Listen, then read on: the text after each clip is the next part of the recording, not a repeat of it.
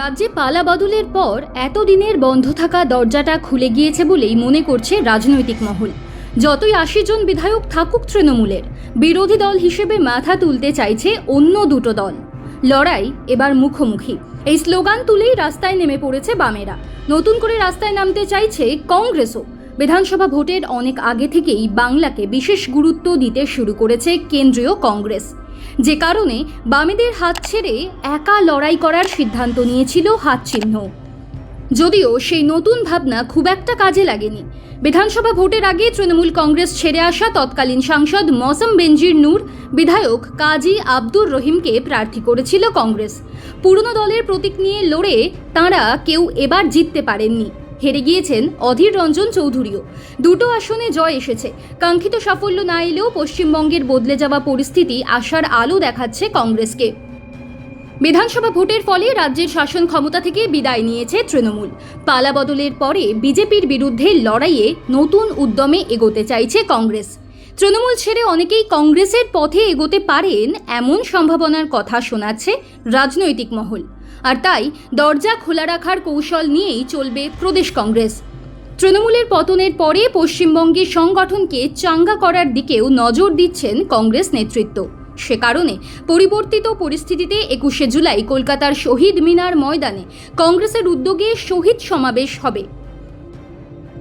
ভোটের ফলের পর্যালোচনার জন্য শনিবার মৌলালী যুব কেন্দ্রে দলের বৈঠকে উপস্থিত ছিলেন এআইসিসির পর্যবেক্ষক গুলাম আহমেদ মীর, প্রদেশ কংগ্রেসের সভাপতি শুভঙ্কর সরকার, ভোটের সময় এআইসিসির গড়া স্ক্রিনিং কমিটির চেয়ারম্যান বি.কে. হরিপ্রসাদ, ছিলেন বি.পি. সিংহ, অম্বা প্রসাদ, প্রদীপ ভট্টাচার্য, অমিতাভ চক্রবর্তী এবং বিধানসভা ভোটে লড়াই করে আসা প্রার্থীদের বেশিরভাগই।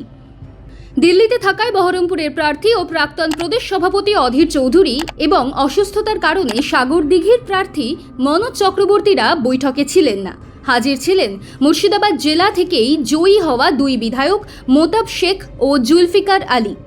বৈঠকে মীর, শুভঙ্কর সহ কংগ্রেস নেতৃত্ব বার্তা দিয়েছেন, রাজ্যে ভোটের ফল বেরোনোর পরে তৃণমূলের প্রাক্তন ও বর্তমান বিধায়কদের অনেকেই যোগাযোগ করছেন।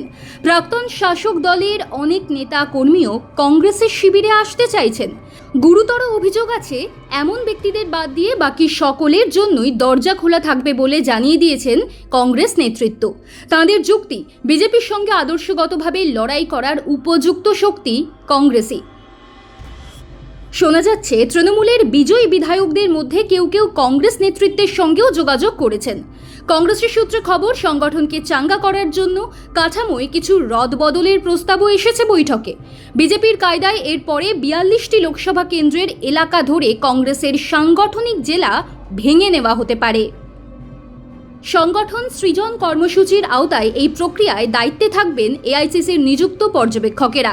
বিধানসভা ভোটে পরাজিত প্রার্থীদেরও সংশ্লিষ্ট এলাকায় থেকে মানুষের সঙ্গে সংযোগ রেখে চলার পরামর্শ দেওয়া হয়েছে। মীর বলেছেন, যাঁদের জন্ম কংগ্রেসে যাঁদের চোখ ফুটেছে, যাঁরা এই দলের আদর্শে বড় হয়েছেন, অথচ পরিস্থিতির চাপ বা ক্ষোভে ডান বাঁ দিকে গিয়েছেন, তাদের ফিরে আসার এটাই সুবর্ণ সুযোগ। খোলা মনে বলছি, আমাদের দরজা খোলা। প্রদেশ সভাপতি শুভঙ্করও বলেছেন, আমাদের দরজা জালনা খোলা, যে কোনো রাজনৈতিক দল থেকেই আসতে পারেন। প্রাক্তন বর্তমান বিধায়কদের অনেকেই আসতে চাইছেন কংগ্রেসে। দলে যোগদান পর্ব হলে তা যাতে নির্দিষ্ট যাচাইয়ের পরে হয়, সেজন্য প্রদেশ কংগ্রেস কমিটিও তৈরি করছে। এরই মধ্যে এবার শহীদ মিনারে ২১শে জুলাই সভা করতে চলেছে কংগ্রেস। শুভঙ্কর বলেছেন, দীর্ঘদিন ধরে আমরা ২১শে জুলাই দিনটিকে প্রতীকী হিসেবে সম্মানের সঙ্গে পালন করেছি। এবার শহীদ মিনারে সভা হবে। প্রদেশ কংগ্রেসের ডাকে ও যুব কংগ্রেসকে সামনে রেখে এই কর্মসূচি হবে। রাজ্যে ১৯৯৩-এর ২১শে জুলাই তৎকালীন যুব কংগ্রেসের সভানেত্রী মমতা বন্দ্যোপাধ্যায়ের নেতৃত্বে সংগঠনের যে জমায়েত হয়েছিল, সেখানে বাম সরকারের পুলিশের গুলিতে ১৩ জন নিহত হয়েছিলেন। তৃণমূল গঠিত হওয়ার পরে তারা ওই দিনটিতে ভিক্টোরিয়া হাউসের সমাবেশ করে। রাজ্যে পালা বদলের পরে ২১শে জুলাই কংগ্রেস বড় মঞ্চে সভার ডাক দিয়ে সংগঠনকে চাঙ্গা করতে চাইছে।